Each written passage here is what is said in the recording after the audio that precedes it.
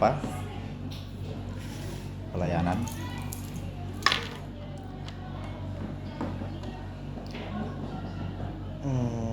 Wow, banyak lah. Kalau secara administrasi biasa, permasalahan apa yang paling sering dialami sama mahasiswa kalau untuk urusan administrasi? Untuk administrasi, karena kita kampus swasta ya di sini.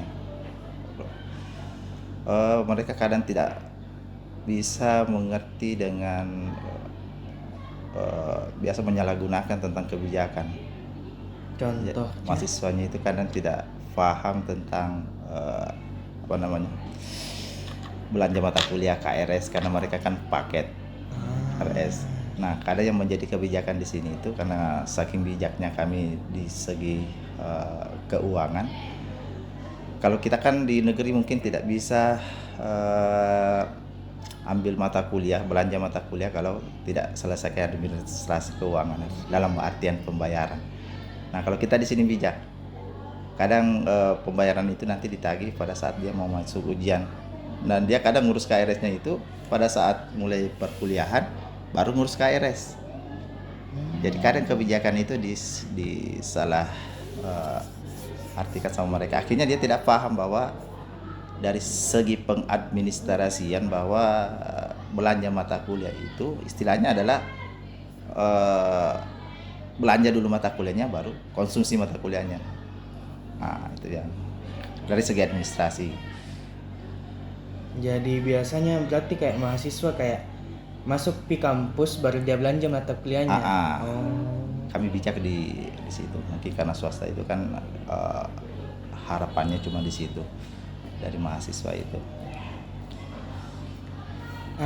Kalau misalnya kayak ada mahasiswa protes tentang administrasi, kayak bagaimana caranya pihak administrasi menampung masalah Iya. wawancaranya supaya ditampung pendapatnya. Dari program BEM sendiri itu mereka punya agenda untuk dialog akademik. Ya, selalu agendakan memang dialog akademik di waktu-waktu tertentu, dialog akademiknya. Nah, di situ mereka menyampaikan terkait apa keluhan-keluhan dan kendala-kendala mereka selama perkuliahan, termasuk fasilitas AC-nya tidak dingin dan sebagainya. Nah, dari segi pelayanan kita selalu memberikan yang terbaik untuk mereka. Biasa AC-nya kalau tidak dingin kita ganti AC-nya, perbaiki AC-nya. Jadi mereka selalu menuntut sesuai dengan apa mereka mungkin yang mereka berikan ke kampus. Hak-hak mereka selalu dia nuntut, tapi kadang yang kewajibannya yang terlupakan.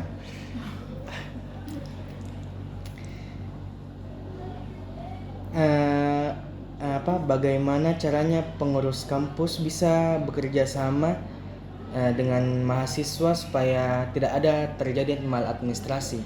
Kan kayak biasa kayak bisa jadi terjadi miskom antara pihak administrasi sama mahasiswa, itu kayak bagaimana caranya mengatasi? Administrasi terkait Kayak maladministrasi, kayak harusnya bawa surat seperti ini, tapi pihak administrasi tidak menyampaikan ke mahasiswa tersebut. Bagaimana caranya, kayak solusinya begitu? Ya, kalau administrasi selalu ada penyampaian. Nah, kita di sini karena kampusnya semi polisi, jadi kampus ini perlu saya sampaikan bahwa kampus ini adalah di bawah naungan Bayangkara, Rumah Sakit Bayangkara, rumah sakitnya kepolisian. Makanya tadi direkturnya juga itu anggota Polri yang bertugas di Rumah Sakit Bayangkara, dia Kabar Remin. Mahasiswa-mahasiswa juga di sini dari beberapa dari kepolisian, dari belakang, dari Dokpol, ada dari Brimob, bahkan ada mahasiswa kami dari Angkatan Laut malah di sini juga ikut perkuliahan. Nah, terkait dengan administrasi tadi, kalau mahasiswa-mahasiswa yang anggota seperti polisi itu kami beri kebijakan karena mereka tugas negara. Nah, sedangkan di sini dia itu hanya paruh waktu. Jadi kami yang menyesuaikan. Kami hanya memberikan nanti mata kuliah tambahan terkait itu.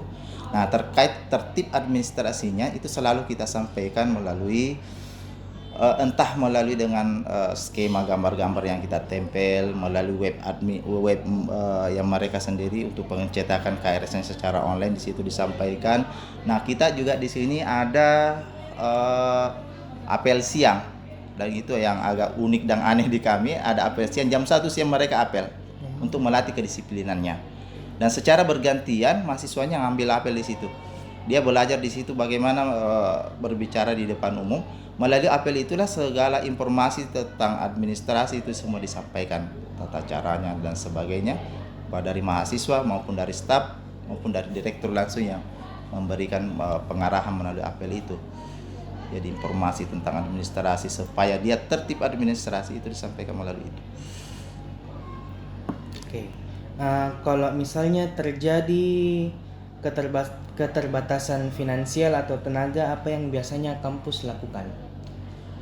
Finansial dari mahasiswanya atau Dari kampusnya? kampusnya? Ya, kayak keterbatasan finansial untuk melakukan sebuah kegiatan, tapi Iya, finansial terbatas. kendalanya itu tadi ya, kalau kita terlalu bijak ke mahasiswanya, akhirnya mahasiswanya tidak membayar ya, karena pengelolaan dana di swasta itu kan hanya bergantung kepada mahasiswa.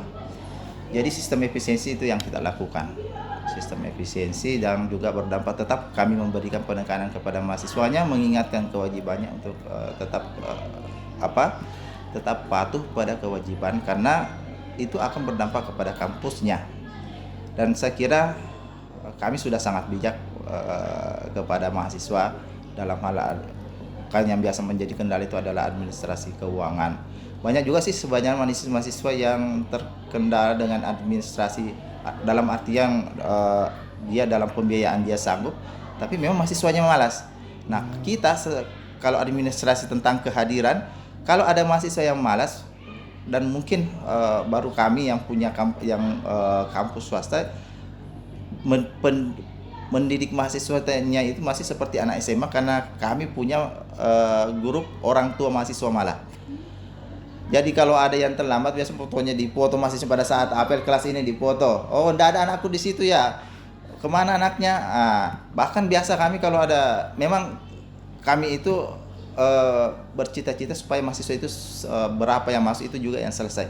Makanya kalau ada yang tidak hadir, kadang kami datangi langsung ke rumahnya, konfirmasi kenapa tidak datang, apa masalahnya dengan keluarganya, karena dengan prinsip tadi itu. Artinya kami ingin selalu retensi supaya mahasiswa itu tidak lari, tidak keluar dari sini. Kalau kampus ini ada enggak kayak prinsip tertentunya yang dipakai untuk pada saat mengambil keputusan, kayak prinsip ini kita pakai karena kita mengambil keputusan seperti ini? Kalau dari direkturnya lebih banyak dia demokratis. Setiap keputusan sekecil apapun dia mesti rapatkan panggil semua stafnya, seleb demokratis. Harus melalui rapat. Jadi hampir setiap kami malah rapat tidak teragendakan. Sejauh kita mengajar di sini, tantangan paling besar apa yang terjadi di kampus ini? Tantangan dalam hal administrasi. Dalam hal administrasi ya. Tantangannya kadang mahasiswanya itu kadang yang ada juga biasa yang tidak hadir, itu terkait dengan kehadiran. Kalau administrasi ya keuangan juga tadi itu adalah menjadi tantangan kampusnya sendiri. Tapi untuk secara pribadi sebenarnya tidak ada tantangan sih kalau terkait dengan administrasi. Paling dengan kehadiran itu ya tadi. Berarti kayak paling banyak di masalah kehadiran. Iya, kehadiran dalam mata kuliah, dan itu tidak seberapa banyak yang tidak hadir dalam perkuliahan. Kalau biasanya ada mahasiswa yang bikin memang kesalahan sefatal itu, apakah kampus itu langsung DO atau kayak dirumuskan dulu, dirapatkan seberapa fatal akibatnya? Kan ada tata tertib. Ya. Ada tata tertib kemahasiswaan, ada jenis sanksi yang diberikan, teguran, SP1, SP2, sampai DO. Dan itu juga di kepegawaian pun begitu. Ada tata tertib. Jadi tidak semena-mena orang langsung begitu buat satu kali kesalahan aku ke DO. Enggak. Ada kelas-kelasnya juga, klasifikasi dari pelanggaran yang dilakukan itu. Selain yang web untuk KRS tadi, ada enggak kayak website yang bisa diakses mahasiswa kalau untuk terkait hal administrasi selain web KRS? Administrasi kan hanya di KRS saja. Oh, cuma di bagian KRS. Karena yang ngurus KRS itu ya itulah administrasi namanya masuk. Iya. Artinya dia nanti urus KRS itu nanti bisa ngurus KRS Apabila dia sudah melakukan administrasi keuangan dulu, baru administrasi kemahasiswaan. Nah, dari situ kan nanti buktinya bahwa dia sudah terdaftar secara administrasi di situ. Nanti dimasukkan namanya di absen. Kan seperti itu prosesnya saja. Kalau misalnya ada mahasiswa yang mau melakukan kayak sempra atau semhas, apakah kayak dibikinkan undangan cetak satu per satu terus kayak dikasih ke dosen penguji atau bagaimana? Iya, jadi dibuatkan SK pengujinya. Dia harus mendaftar dulu. Mendaftar dengan persyaratan yang harus dipenuhi dengan beberapa persyaratan di situ, termasuk nilainya lengkap, kemudian ada sertifikat pelatihan juga harus didukung dengan sertifikat pelatihan berapa, ada 10 SKP. Nah, SKP itu kan pelatihan-pelatihan yang diakui oleh PPNI karena kita diperawat, diakui oleh PPNI, dan persyaratan-persyaratan administrasi lainnya seperti ijazah SMA. Karena kadang kalau tidak ada ijazah SMA-nya itu dikhawatirkan nanti salah dalam penulisan ijazah. Namanya, tempat tanggal lahirnya itu biasanya menjadi kendala juga di administrasi ketika nantinya ada perbedaan antara nama yang tertera di PDPT. Nah, PDPT kan biasanya ambil data dari ijazah. Nah, yang perlu biasanya di mahasiswa itu menjadi kendala, perawat itu kan dia butuh STR ya. Jadi setelah dia selesai, dia akan uji kompetensi. Dia tidak bisa diwisuda kalau dia tidak lulus uji kompetensi. Nah, nanti kalau dia sudah lulus uji kompetensi, itu baru bisa diwisuda. Nah, dari setelah uji kompetensi dinyatakan kompeten, baru dia bisa ngurus STR. Nah, dia di sini biasanya menjadi kendala pada saat dia masuk di sistemnya, di sistem menolak karena tidak sesuai antara KTP-nya, ijazahnya dengan nama yang terdaftar di PDPT. Nah, ini yang selalu harus disampaikan kepada mahasiswa, calon mahasiswa untuk mensinkronkan itu datanya, dari data akta lahirnya, data kakaknya, kemudian data ijazahnya, ijazah SD sampai itu harus sinkron dari namanya, dari nama, tempat tanggal lahir. Nah, biasa itu beda karakter sedikit saja itu biasa tertolak, karakter spasi kah, karakter koma atas kah. Nah, itu bahayanya administrasi sekarang yang dikelola secara digital. Karena dia bacanya secara sistem. Sistem itu yang harus kita berikan sesuai dengan permintaan sistemnya. Seperti itu. Saya rasa sudah cukup. Mungkin ada dari teman-teman lain yang mau Saya ada. bertanya tentang itu.